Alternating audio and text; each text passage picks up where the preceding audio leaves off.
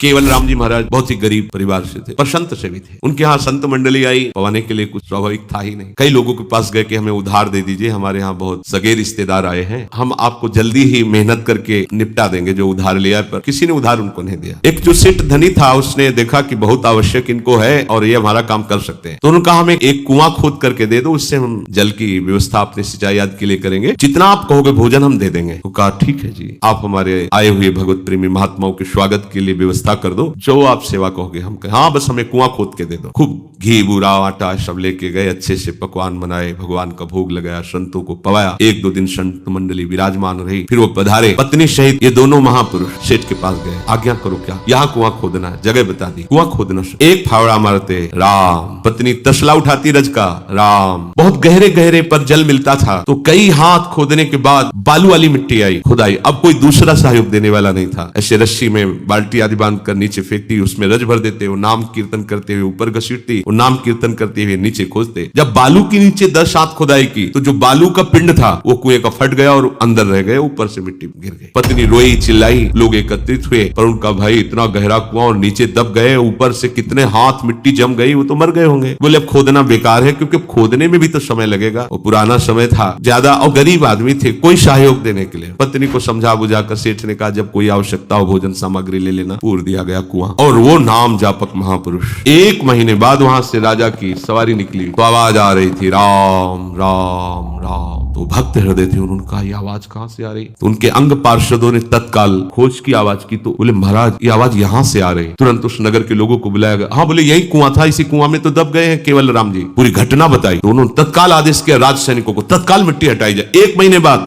मिट्टी हटाई गई। जैसे जैसे वो मिट्टी वो तो राजा है, उनके लिए कोई बड़ी बात थोड़ी, हजारों आदमी लग गए आज्ञा पर। जब वो बालू की मिट्टी हटी है, तो जहां केवल राम जी बैठे थे वहां गुफा बनी हुई थी, एक भी बालू का कण भी झड़ के नीचे नहीं गिरा हुआ था। और जब खोले गए तो देखा समीप निर्मल जल का घड़ा और सुंदर भोग प्रसाद ताजा उनके पास, और आराम से नाम कीर्तन कर रहे थे। पर ऐसे होने की जगह नहीं थी। 1 महीना हो गए थे, झुके झुके टेढ़ी हो गई थी थोड़ी मेरुदंड। उनको निकाला गया। राजा आश्चर्यचकित होकर उनके चरणों में गिर गया। ये कैसे हुआ? बोले मुझे कोई कष्ट नहीं था, प्रतिपल मेरे भगवान वहां दुलार कर रहे थे और भूख मिटाने के लिए सुंदर भगवत प्रसाद मिलता।